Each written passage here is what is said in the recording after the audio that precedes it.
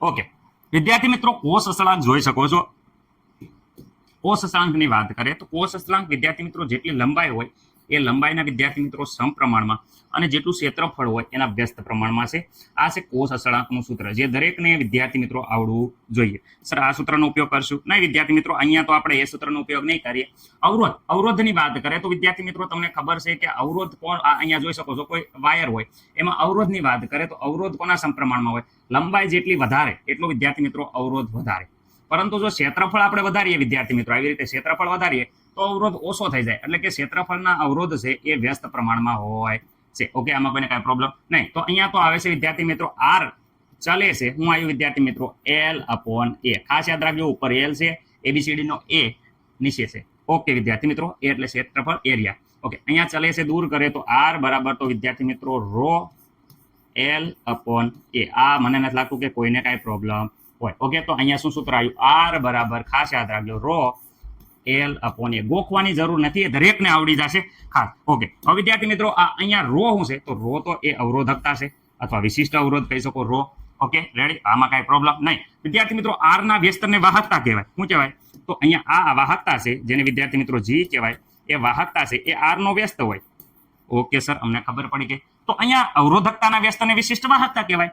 તો આ વિશિષ્ટ વાહકતા એ કોના વ્યસ્ત? આ અવરોધકતાના વ્યસ્તને શું કહેવાય વિદ્યાર્થી મિત્રો? વિશિષ્ટ વાહકતા કહેવાય છે. બરોબર, અહીંયા R ની જગ્યાએ આ સૂત્ર મૂકીને બધા સૂત્ર આપણે સમજાયા છે. રેડી, મને નથી લાગતું. અને અહીંયા એકલા કરો તો વિદ્યાર્થી મિત્રો આ એ સામેની સાઈડમાં જાય તો R ના ઇન્ટુ A અને આ સામે જશે તો L. આ પ્રમાણે સૂત્ર આવે છે, પણ અત્યારે આપણે કામનું સૂત્ર છે એ લઈએ છીએ. અહીંયા વિદ્યાર્થી મિત્રો જોઈ શકો છો. તો અહીંયા ρ બરાબર શું થાય? સામેની સાઈડમાં જાય તો વિદ્યાર્થી મિત્રો K અહીંયા આવે નીચે. ઓકે, ભાગાકારમાં આવશે, કારણ કે અહીંયા ભાગાકારમાં છે, આ એ ગુણાકારમાં જાય, ગુણાકારમાં છે એ નીચે આવે. તો આ પ્રમાણે થયું. તો ચલો અહીંયા કિંમત મૂકું છું. ધ્યાન રાખો, ρ બરાબર તો શું આવ્યું વિદ્યાર્થી મિત્રો? 1/K. ઓકે સર, અમને કાંઈ પ્રોબ્લેમ નથી. હવે આ કંઈ દેખાય છે આ વેલ્યુ તમને? હા સર, અહીંયા રહે. હા, એ તો કોષ અસળાંક G છે. ઓકે વિદ્યાર્થી મિત્રો, તો કોષ અસળાંક G હોય તો અહીંયા હું કોષ અસળાંક G મૂકું છું. તો અહીંયા ધ્યાનથી જુઓ તો વિદ્યાર્થી મિત્રો તમને ખબર પડી જશે કે R બરાબર શું આવ્યું? તો R બરાબર જુઓ, ઉપર આવ્યો કોષ અસળાંક G વિદ્યાર્થી મિત્રો, અને નીચે આવે છે વાહકતા, દ્રાવણની વિશિષ્ટ વાહકતા, એટલે વાહકતા વિદ્યાર્થી મિત્રો આવે છે.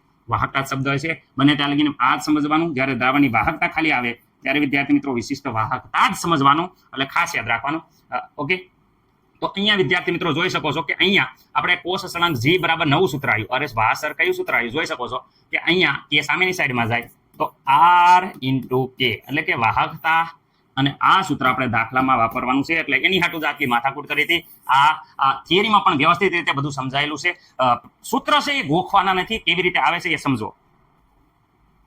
ઓકે, દાખલા નંબર 9, 0.001 મોલર સાંદ્રતા KCl ધરાવતા દ્રાવણનો વાહકતા કોષનો અવરોધ 298 કેલ્વિન તાપમાને 1500 ઓહમ છે. વિદ્યાર્થી મિત્રો અવરોધ R જે આપણે અહીંયા લખી દીધો છે 1500 ઓહમ છે.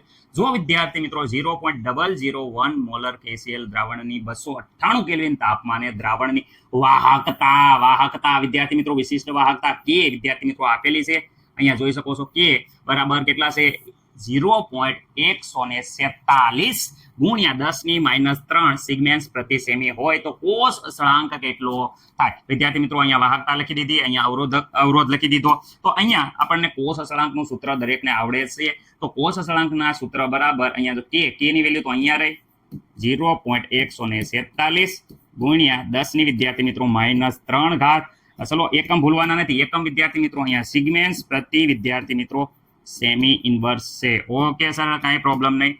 હવે વિદ્યાર્થી મિત્રો ગુણ્યા R કરવાના છે. R બરાબર તો કેટલા છે? 1500 ઓહમ. જો કેટલા છે? 1500 વિદ્યાર્થી મિત્રો ઓહમ છે. આમાં કોઈને પ્રોબ્લેમ નહીં સર? કાંઈ પ્રોબ્લેમ નહીં. વિદ્યાર્થી મિત્રો આનું સાદુરૂપ આપશો તો અહીંયા ડેલ કોષ અસળાંક બરાબર આવશે. અહીંયા બંનેનો ગુણાકાર કેલ્ક્યુલેટરમાં વ્યવસ્થિત રીતે કરશો તો વિદ્યાર્થી મિત્રો અહીંયા જવાબ આવે છે 0.219.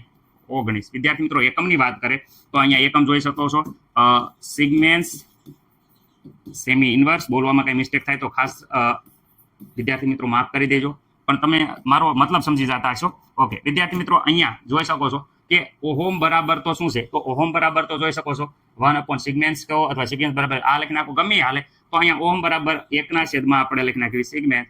તો વિદ્યાર્થી મિત્રો અહીંયા જોઈ શકો છો કે અહીંયા આ જતા રહેશે.